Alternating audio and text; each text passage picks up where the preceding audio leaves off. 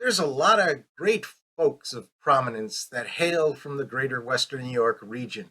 We're going to be talking about some of those, the women, in this week's episode of the State of Greater Western New York Report, which, as always, is brought to you by. Each week, our community makes history. Each week, you make history. And each week, there's only one source to turn to for the first take on history. You know what that is? Subscribe to the Sentinel right now to discover the history being made in your own backyard. The Men in Honeoye Falls Lima Sentinel. More than just your news, it's your history. Welcome, everyone, to this edition of the State of Greater Western New York Report. Join us each episode as we discuss fantastic topics ranging from history to science to the strange and the wonderful, as well as the treasured spirit with which our region has infused America. We challenge you to consider all things Greater Western New York, from our region's very beginnings to how it inspires, how it empowers, and why it is so admired. Here's the host of the State of Greater Western New York Report, Chris Carosa. Hi there, and welcome again to the State of Greater Western New York Report. We've got a great guest today, Rick Falkowski. He's an author and historian who focuses on the Buffalo and the Western New York region. And he's going to be talking to us about one of the books he's written. He's written several books that, in fact, I've read. Here's one, and here's another. Great stories about people and individuals within the Greater Western New York region. Rick, I'm going to let you talk about it yourself. Tell us, how did you end up writing these books? What inspired you? What about your background helped you write these books about Western New York history? Well, when I was going to college, I graduated from high school all the way back in 1969. I'm giving my age away. I first went to the University of Fredonia, and I said I wanted to be a history teacher. And they said, we don't need history teachers right now. There was like an overabundance of history teachers. So I got a degree in psychology and business, worked in business management all my life. But I was also all my life involved in the entertainment industry. My father's family was involved in musicians in Europe before they immigrated to the States, and my mother's family was involved in drama and theater. So my dad actually put me on stage when I was like 5 years old, and I started performing professionally as a musician when I was eighth or ninth grade in high school. And so I always worked in entertainment, and I got involved with the management side of entertainment, along with working my regular business management job. And I started Buffalo Backstage Magazine, which was like the main music magazine of Western New York during the early 1980s. Started the Buffalo Music Awards, started the Buffalo Music Hall of Fame, and ran concerts, performed in bands, you name it. In fact, I was actually asked to perform with a band called Quill, and I turned it down because I was still in high school, and they were the first band to play at Woodstock. So I could have played at Woodstock. My life might have been totally different. You never know. But in my regular job, I handled all the businesses for the cable company. And one of my accounts was Canisius College, and they had a publishing company. So they said, Rick, did you ever write anything? And I says, well, I always wanted to write something about Buffalo music. So they said, well, give us an outline of the book, and we'll see, if we can do anything with it. So I wrote an outline for this book, History of Buffalo Music and Entertainment. It's a glossy cover. That's why it's all shiny and everything like that. I gave them the outline, and they turned it down. And eventually I retired from Time Warner. Luckily, I was able to retire at 63. And I said, what am I going to do with myself? And I says, well, there's that book I wrote about music. So I found all my notes that I submitted to Canisius.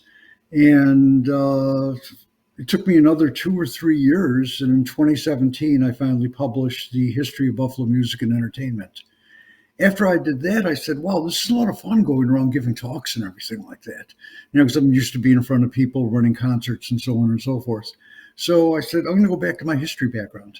So I ended up writing the 2 books that you had shown there, one on the 1800s, that's Profiles Volume 1, Historic and Influential People from Buffalo and Western New York, the 1800s.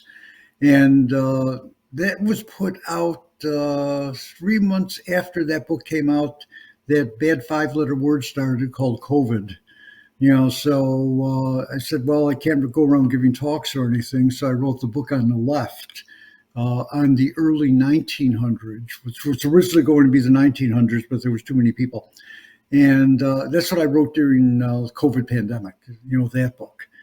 And I started giving talks about women from Western New York because it was my feeling women were always overlooked. A woman would be known as Mrs. John Smith rather than being called Mary Smith. Women couldn't own property, women couldn't vote. So I made a point of giving talks about accomplishments of women from the Western New York area. And after I'd finished my talks, people would say, "Do you have a book on this?" And I said, "Yeah, you got to buy all three of my books. It'll cost you $75." And they said, No, we just want to hear about the women." So I had a book release set with the Buffalo History Museum for November 15th. So I said, okay, what am I going to do? Am I going to do the late 1900s or the women's book? So I started researching everything all over again and came up with the idea of the Spirit of Buffalo Women. And if you notice, it's more of a leisurely cover rather than an academic look like the other books. That was my editor's idea. And we did a takeoff on the Spirit of Niagara. That was the poster for the Pan American exhibition. So Mike, my editor, said, make it the Spirit of Women. And that's how we ended up coming up with the cover. So this book covers people that I talked about in the first talks and people I didn't even know about until I did my research. Because I asked people, who should I write about? They came up with a whole bunch of great people. But as you know, as a writer yourself, some people you really can't include unless you can find a whole bunch of information on them. Right. So I narrowed it down to the 60 people that are in this book, and reception's been great.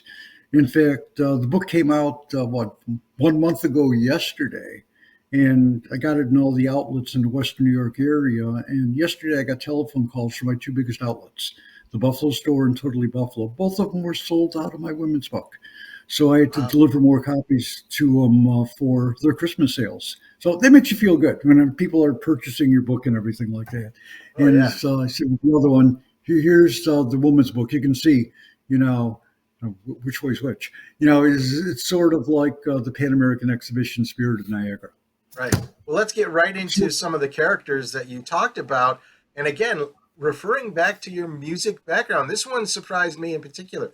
I did not realize she had a Western New York connection. Tell us a little bit about her, who she is, and what that connection is. Right. Well, one thing I found out is the folk singer, Joan Baez, actually spent her childhood in Buffalo. When she was 7 and 8 years old, she ended up living in Clarence Center, New York. And when she was there, her dad worked in the defense industry. He later became a college professor. And her time in Western New York really affected Joan Baez as a person because her dad converted to the Quaker faith when they were here. So he became a pacifist, and that affected Joan Baez with everything that, she did, in her, career as a songwriter. And she was also Mexican because her dad was Mexican, Baez. And some people thought she was Black. So she experienced discrimination when she lived in Western New York when she was 7 and 8 years old. And what's Joan Baez known for? Protesting the Vietnam War, civil rights. In fact, she spoke at Dr. Young's Martin Luther King's March on Washington, and before 500,000 people. So she did everything for civil rights. And she came back to Western New York to visit her old house. That's her old house there on the right in that poster that you have up there. And there's Joan sitting in her 70s sitting on the front porch of that house. And that house, the reason she came back to visit, was a block and a half away from where Flight 3407 crashed.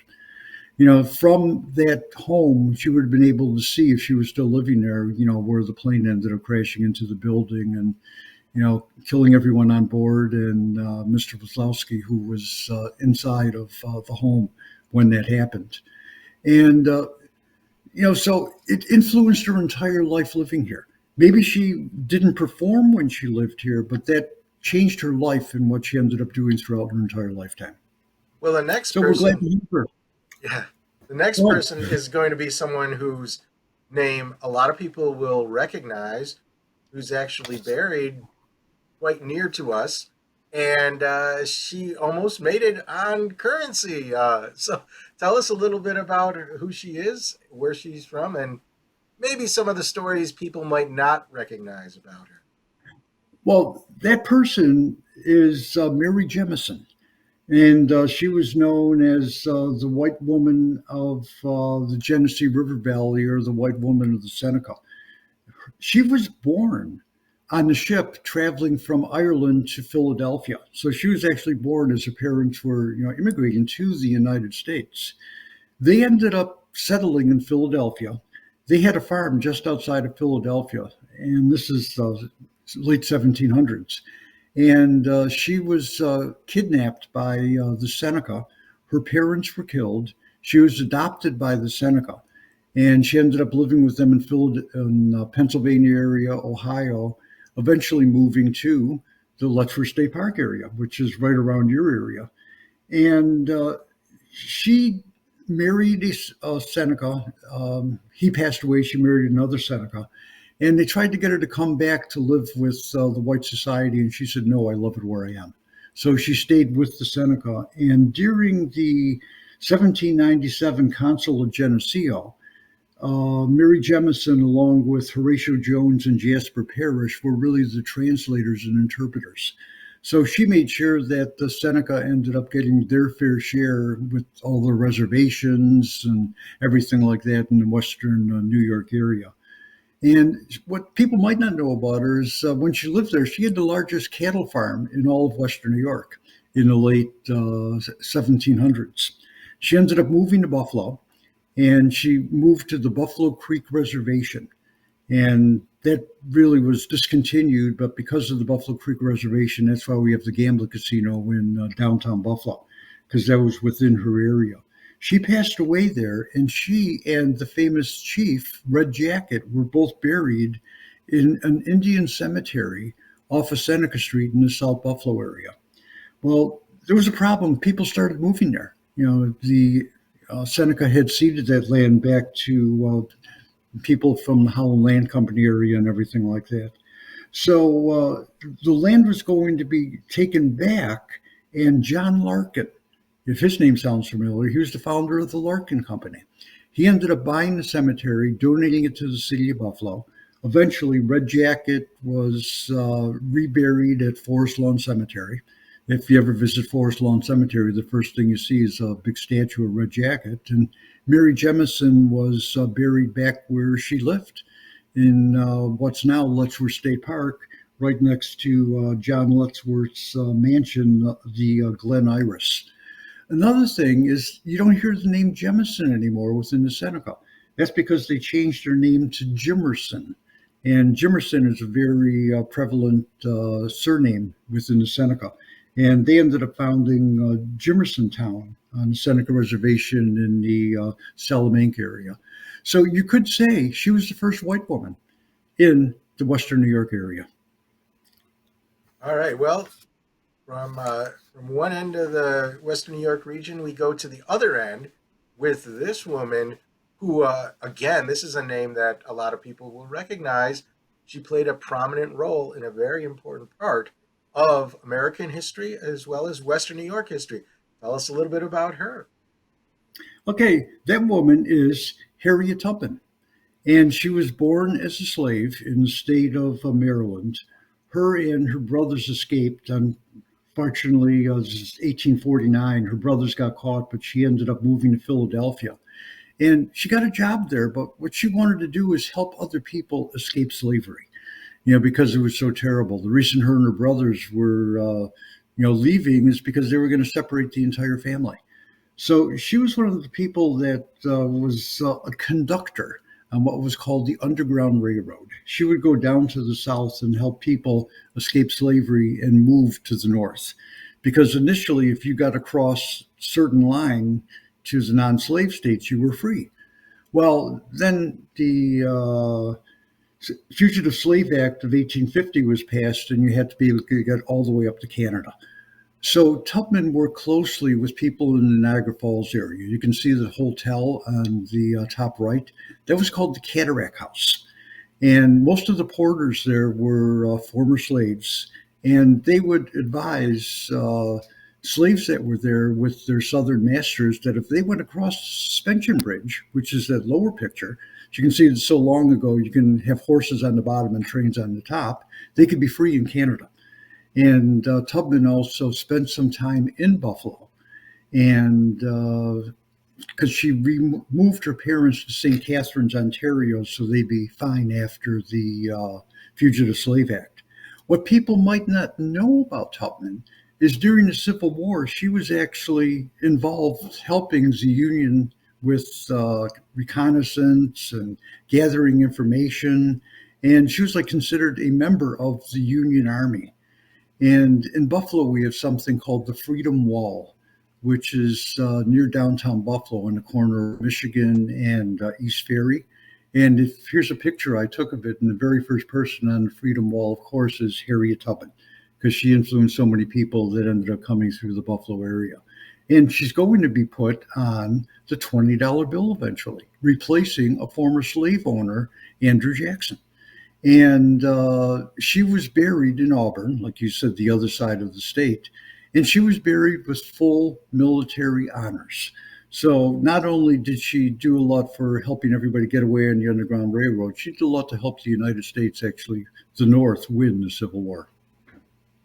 Excellent. Now, speaking of the United States, and maybe in anticipation of what's going to be happening next year, our next person that we're featuring was the first. She was the first. A lot of people don't know who she is. So this is a name you might not recognize, but it's an important thing to remember, because if you ever go to a trivia contest, this will be the right answer. Rick, tell us who she is. Okay, Belva Lockwood actually was born in Royalton, which is Niagara County area, and she taught school in the city of Lockport. And this is all the way back in the mid-1800s. Well, she wanted to get a degree. So she enrolled at the Gasport Academy in Gasport, and she enrolled at... And we just... Well, you know, everybody, what now? It's now called Syracuse University. Well, she graduated from there, moved back to Lockport, and was the headmaster of the schools in Lockport, New York. And she moved to Washington, D.C., and decided she wanted to attend law school. And she finally got into a law school. When she graduated, all the male members of that class refused to participate in the graduation because they said a woman can't be an attorney because women aren't smart enough. Well, she wasn't going to put up with that. So she petitioned President Grant, and he ended up fixing it so she got her law degree. She was a successful lawyer, and in 1884, she was the first woman to run a completely organized campaign for president of the United States. So she ran in 1884 and 1888.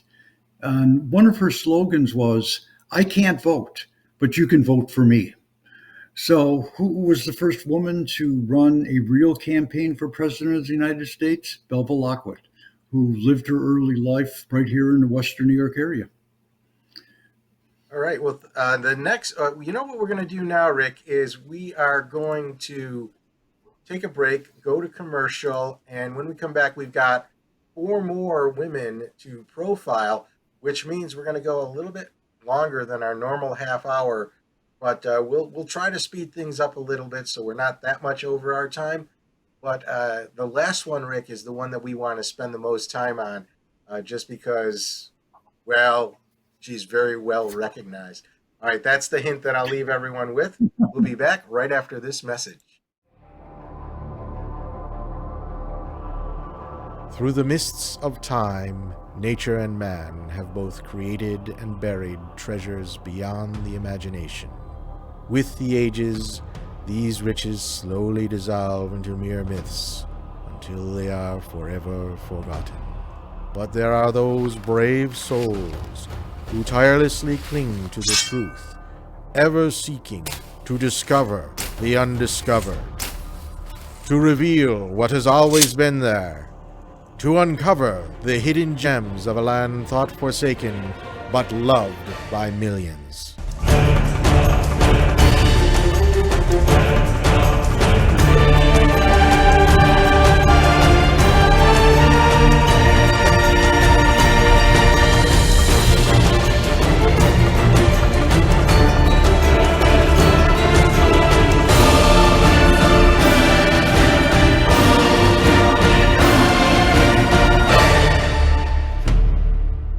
50 Hidden Gems of Greater Western New York. Discover the secrets in your own backyard. Buy your copy now at 50hiddengems.com.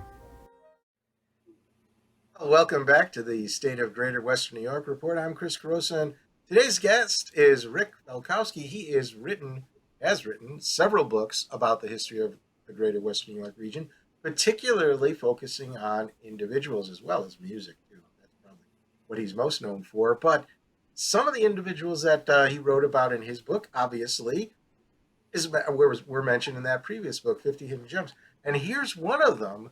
It's something that, well, I didn't know until I started writing that book. It's not something that was taught in our schools. And I went to school in Buffalo, not the city of Buffalo, but outside of Buffalo. I never knew this. So, Rick, tell us about this lady and why she's prominent. There was a teacher by the name of Sarah Hinson that taught at School 31 on Emsley Street on the east side of Buffalo. She started teaching there in 1864. And she was a teacher there for 30 years, and then she was the principal for another 20 years.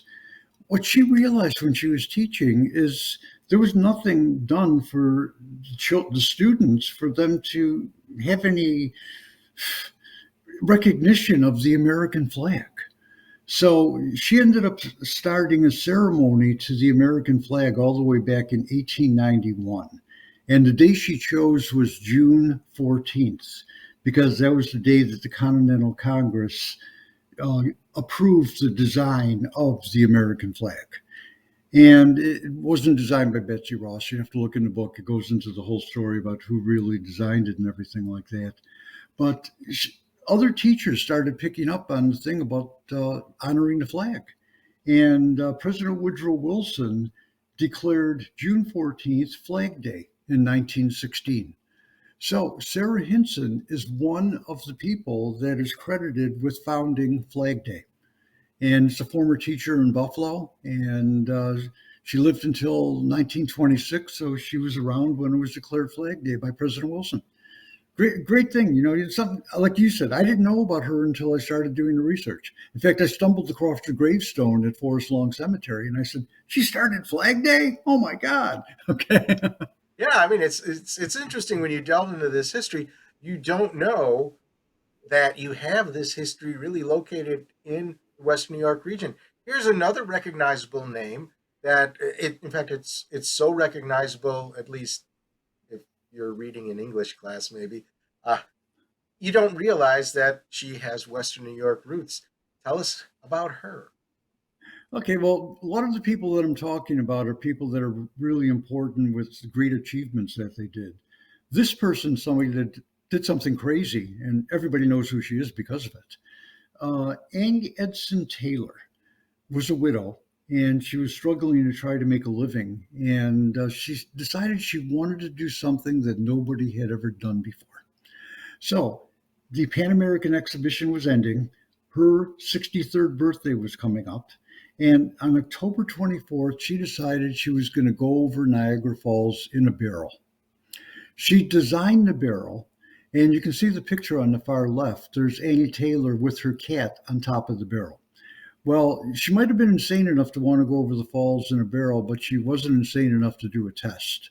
So she put her cat in the barrel and sent the cat over the falls. The falls lived. The cat lived. Okay, so she said, okay, I can go over the falls. So you can see in the center picture, she made it over the falls. She was the first person to survive going over Niagara Falls. That's a picture in the center of her being rescued after she went over.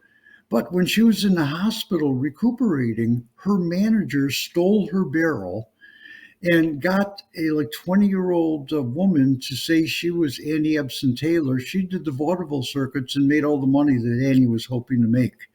Well, Annie was poor for the rest of her life. You can see on the far right-hand side over there, she finally got her barrel back, and she ended up spending the later years of her life signing postcards in the Niagara Falls area. She died destitute in the Lockport senior home, and people that she knew raised funds for her to be buried at the Daredevil's Plot at the Niagara Falls Cemetery. What's the Daredevil's Plot? That's where they buried the people that died going over the falls and the people that survived in going over the falls. But luckily, they waited until the people died before they buried the survivors there. But that's where you can find Taylor today. Well, I misspoke when I said English class before. I meant history class. Right. This next one is the English class. Yes, this is an English class. So when I started doing my research, people said to me, "You have to include Joyce Carol Oates." And I said, "Who's Joyce Carol Oates?" And they said, "She's one of the greatest writers ever." And I said, "Really?" I wasn't familiar with her work. But she actually grew up in a town called Millersport. There's no town called Millersport. Millersport is where Millersport Highway merges with Transit Road. And her parents had a farm there. There's a picture of her when she was 11 years old in 1949. And so she at first attended a one-room schoolhouse, in Millersport. She went to junior high school in Lockport. There were no school buses yet. She used to have to take the Greyhound bus from her house over to Lockport to go to junior high school. She graduated from Amherst High School. She became a successful writer. She published 60 books during her career. And there's a picture of her receiving the Humanities Award for her writing from none other than President Obama at the White House. Great writer. In fact, all of her books make reference to the Niagara County area. In fact, her memoirs talks about her growing up in Niagara County. So if you want a real great fiction type writer and reference to Western New York, Joyce Carol Oates is definitely the person. Well, the last person, and it's funny, somebody asked the question, well, what about so-and-so? What about the most famous and successful person woman who hailed from the Western New York region? Well, we saved the best for last. Well, now we can spill the beans. Rick, who is she and what did she do? Maybe a lot of people don't recognize exactly how great she was and the influence that she had on us. Tell us about that and some of the things that she's connected to that many people don't realize. This redhead, don't put her picture up yet, I won't. grew up, was actually born in her grandmother's house in Jamestown, New York. And her grandmother was a midwife, so she was born, really delivered by her grandmother in her grandmother's home. They ended up moving to Celeron, New York, and there was an amusement park in Celeron. And when she was a teenager, she used to work at the park selling hot dogs and soda. And she really didn't do that good in high school, but she wanted to be an actress. So at 17 years old, her mother sent her to New York City to study at acting school. Guess what happened after the first semester? They got a hold of her mother and said, "We want you to save your money. Your daughter's never going to make it as an actress. She doesn't have the appearance and everything like that, and she really won't make it as an actress." Well, her mother unenrolled her from school. She became a model, but not the kind of model you're thinking about. She became a clothes model, meaning she wore all these expensive clothes in New York City, and rich women would end up buying, great sable coats and dresses and everything like that. And she was put in a picture as the Chesterfield girl. And she was one of the Chesterfield girl poster girls that were hired by Goldwyn Films to be in an Eddie Cantor film. She was given a 6-week contract at $125 a week to go move to California. Who was this person who started out with blonde hair? The famous redhead from Jamestown, New York is none other than Lucille Ball. Well, Lucille starred in a whole bunch of B movies and everything like that. She never was a big star in the movies, but she became really popular on the radio in a show called My Favorite Husband. In fact, she said that's where she ended up learning comedy. Well, she finally got her part in an A film, and it was called Too Many Girls. The co-star in that film was none other than Desi Arnaz. So Lucy and Desi fell in love and got married, and they decided they wanted to make their show based on the radio show on television. Well, they took it to CBS, and CBS said, no, we're not interested. So they took the show on the road doing vaudeville. And it ended up being a great success. They finally got the show on television, and it was named I Love Lucy. In fact, Ricky came up with the name I Love Lucy. By its sixth show, it was the top show on television. When little Ricky was born, they ended up doing a show about that. It was in January of 1952. It was the highest rated show at that time ever on television. In fact, later that week, President Eisenhower was inaugurated as president. They drew more people than President Eisenhower's inauguration. Well, Lucy and Desi, having the show was one thing. It was the top show on TV. They ended up starting their own studio called Desilu Productions. Now, what's important about Desilu Productions? It ended up being the largest studio in California for producing television shows. In fact, there's 3 shows that Lucy is directly responsible for. One of them is The Untouchables. The other one was Mission Impossible. The one that she actually fought for, because they didn't even want to produce this show, she said, this is going to be a hit. And it was called Star Trek. So if it wasn't for Lucille Ball, everybody thinks Niagara Falls, step by step, inch by inch, the zany scenes that she did, stomping on grapes and everything like that. But if it wasn't for her doing Desilu films, we wouldn't have Star Trek today. So she was the most powerful woman executive in the film industry. Her and Desi got divorced. She bought the entire company, and everybody knows who Lucy is now. In fact, where's the National Comedy Museum? Jamestown. Why is it in Jamestown? Because they wanted to have a museum just for Lucy, and she said, no, do all comedians. So that's how the National Comedy Museum ended up being in Jamestown, New York. So us here in Western New York, we can take credit for that zany redhead who not only entertained us on TV, but brought us some of the television shows that we all grew up with, like Star Trek, Mission Impossible, and Elliot Ness and The Untouchables. Right. We had the executive from the Comedy Center on last year, and the Comedy Center is its own building, and it's fascinating to go to because of the modern technology they use to really bring you in as an attendee to the comedy. But in addition to that, there's also the Lucy Museum, where you get to see some of the artifacts from the show. It's 2 separate buildings, both a day trip sort of thing. Very, very good to go to. Very entertaining. When I have out of state guests, I take the 2-hour trip from where I live to go bring them to this museum, both museums, and they have a great time. They love being. They have the original set of their apartments there. The Tropicana nightclub is inside the Lucy Museum. You know, it's like going back in time. Right. Amazing. Well, Rick, thank you very much for being a part of today's show. Thank you all who stayed a little extra few minutes here to watch this live. Remember, if you'd like to see the show live, you can. It doesn't cost you anything.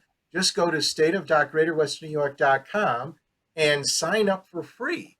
It's free to sign up. There's a little thing right on that page at the bottom. As you scroll down to the bottom, you'll get a free sign up. And every Thursday morning, you'll get the secret password that'll let you into the live studio audience platform. And the other thing is, if you, obviously, a lot of people work, can't watch it live, that same site, stateof.greaterwesternewyork.com, on the top, it tells you all the categories. And you can watch these shows because they're all archived there. Just look under the category. So, for example, this is a show about history. So this will be under the history category. You can find all your favorite shows there and watch them at any time you like. In fact, if you kind of want to get the sense of watching it live or rerun, for example, you can like our Facebook page or subscribe to our YouTube channel, because the show is rebroadcast every Sunday at 1 o'clock. And those platforms will notify you when the show begins to re-air. So that's all for this week. Again, Rick, thank you very much. And audience, thank you all for being here. Don't forget his books. Yeah, we'll put those books, all the books up there for you to see. He's written 4 different books, and I'm sure he's got more cooking, but they're great books, a lot of detail. I've read the first 2. I look forward to reading the next two after that, especially the music one, because I kind of like that idea. But anyways, we'll be here next week with a show on Seneca Falls. There we go. See you all then.